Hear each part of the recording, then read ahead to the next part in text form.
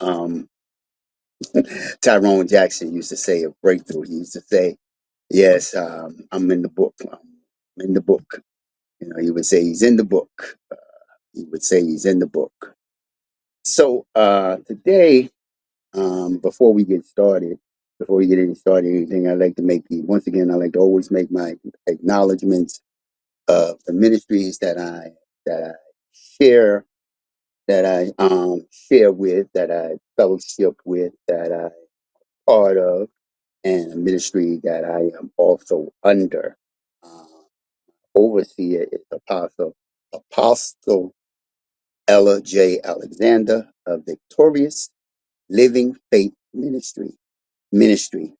And I also like to give an acknowledgement also to Apostle Arthur Young of Healing Water International Ministries, and also he is also the host of Keeping It Real. Apostle Samuel Hunt of New Things International Ministries, and under Apostle Hunt, he has also three ministries. He has two of them in Pakistan and one in Kenya. Once again, I said it before. I said it about 3 times already. Again, I'm always going to congratulate him on that. Very hard working, good and dear friend of mine. Also, Pastor Mark Dudley of Inspired Word Ministry. I'm sorry, yes, Inspired Word Ministries. And he also is a DJ, and he has a Facebook page where where he has a Facebook page for men. It's called the War Room. The War Room. Yes, the War Room. Men, if you feel like you're feeling down or you feel overwhelmed, I would just say reach out and see come on in and sign up. Sign in and join in and fellowship with us when we're online. Also, Apostle Sean Simpson of Battle Faith Ministries and Pastor Rosetta Dixon of Soul for Veracity International Outreach Ministries. And I had just left just recently before I came here. I was on Apostle Dennis R. Eller Jr. He has a Bible study as well on Saturdays, and it's Make Room in the Love Ministries. And those are the ministries that I am affiliated with. As I said, my overseer, Apostle Ella J. Alexander. Also, with God in Jesus Christ Ministry, I want you to also know that we do have a podcast. I do have a podcast that airs on iTunes, Spotify. You can see it on it. You can get it on Amazon. The podcast has the inspired word, morning prayers, night prayers.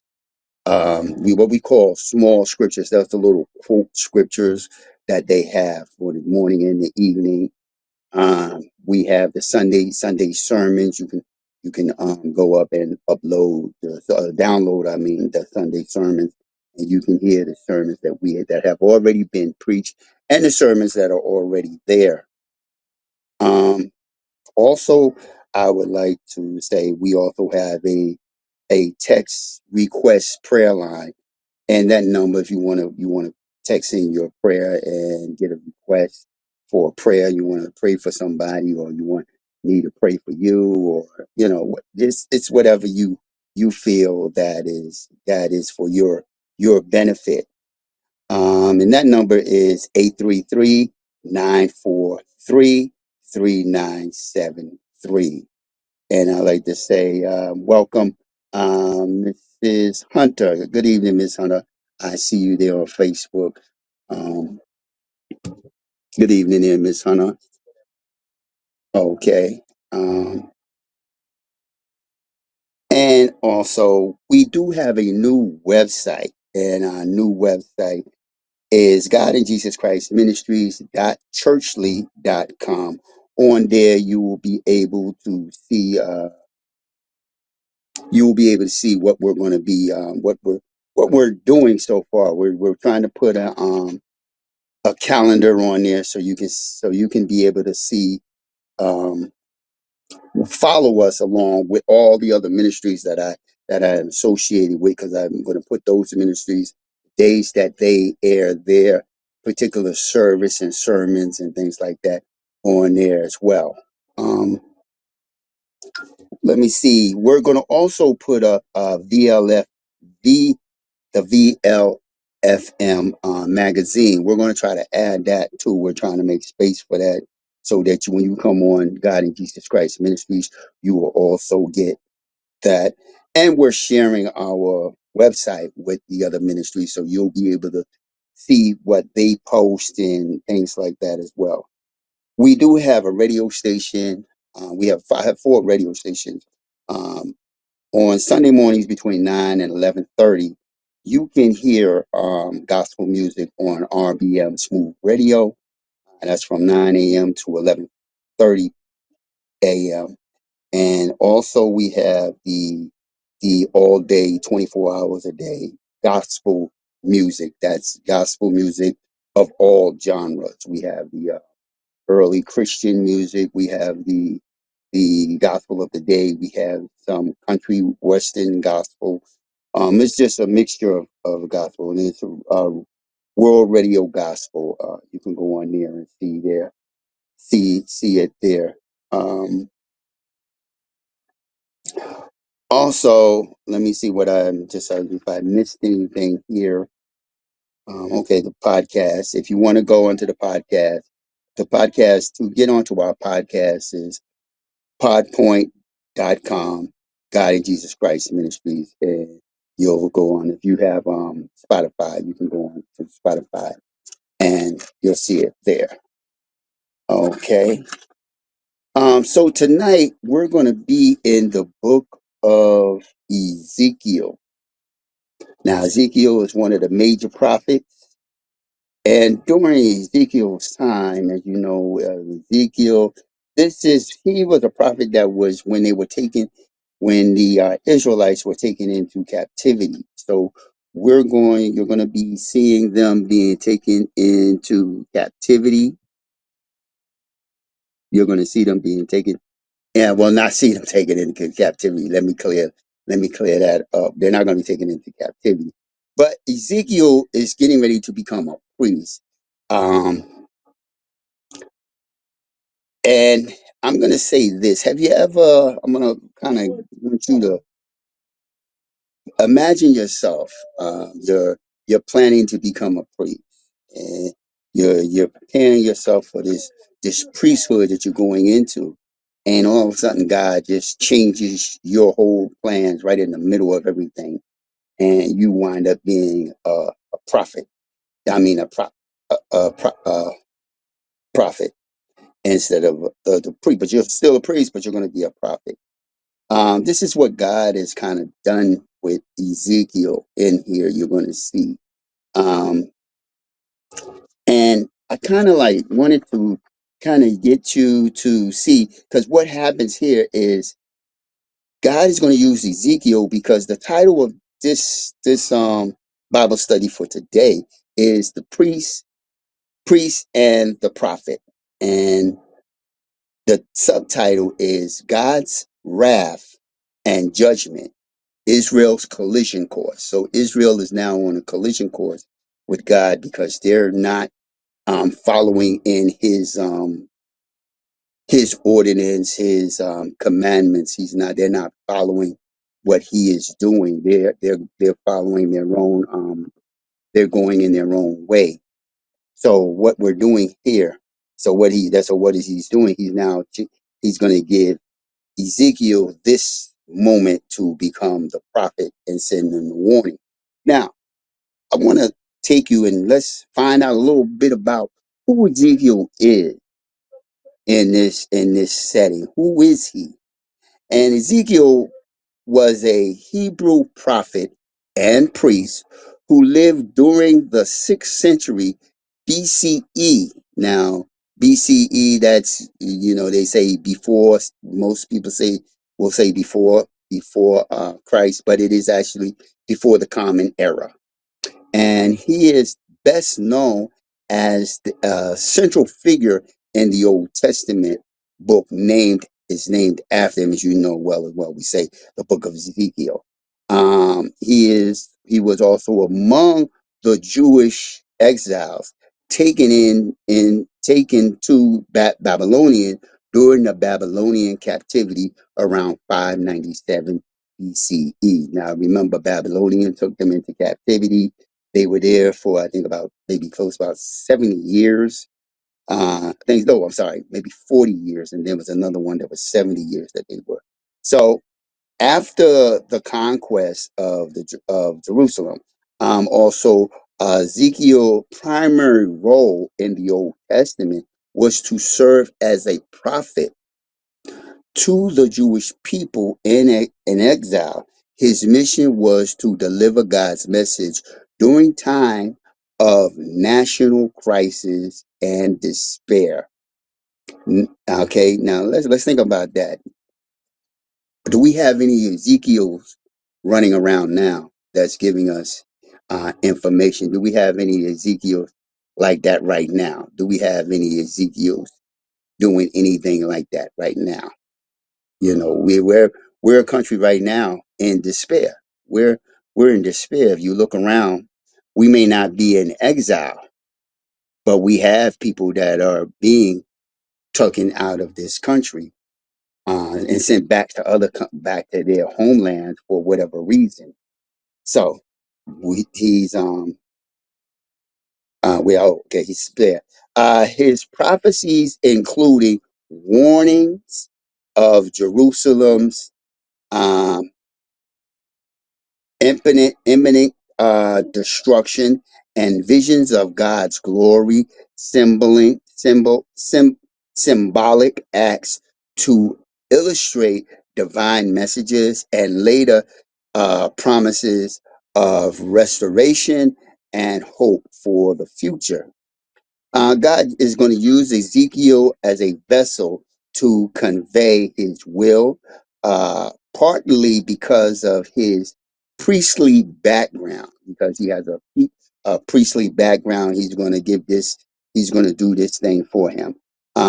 His obedience, and his readiness to carry out difficult symbolic acts to capture the people's attention. So we have a lot of times you have speakers or people that can talk in their ways. They pull people in because of the way they talk. The way they talk. Hi, how you doing there, Miss Lisa? How's everything, Mrs. Hunt? How y'all doing?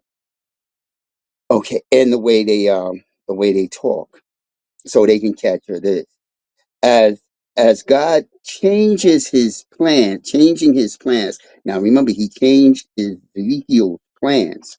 The Bible presents God's messages through Ezekiel as conditional focus on justice, repentance, and restoration, while God declares judgment on Jerusalem and the people because of their disobedience. He also spoke through Ezekiel about a future hope and renewal. This does not necessarily mean God changes his mind, but rather that his plans include both judgment and mercy, depending on the people's response. Repentance could lead to restoration, showing God's desire not only to punish but also to redeem His people. As you know, you're young, you have those choices where you're with your father or your mother, and they decide they want to they want to put you on punishment because you did something, and based on your reactions, that's going to be their judgment for you. So as we're going to look at this, Jerusalem is now going to be on a collision course with God's judgment, and He is sending Ezekiel to warn them. And this is one thing God, if you read the Old Testament, throughout the Old Testament, he has always warned the Israelites. The Israelites have always fallen every time, and he has always warned them before he sent judgment. Ezekiel was in this book, as we see Ezekiel, we see the powerful example of God's wrath and judgment come upon Israel. So we're seeing this. And as you look at, when we go into the book of Ezekiel, the first part of Ezekiel, Ezekiel is now, he's about 30 years old. And we see this is the fifth day, and we see it's the fourth month. Now, the fourth month is not, let's understand, it's not, this would be April. It would not be April. It would be later in the month. It would be later, because April is actually, if you go by Jewish calendar, if I'm correct, Jewish calendar, April is their first month.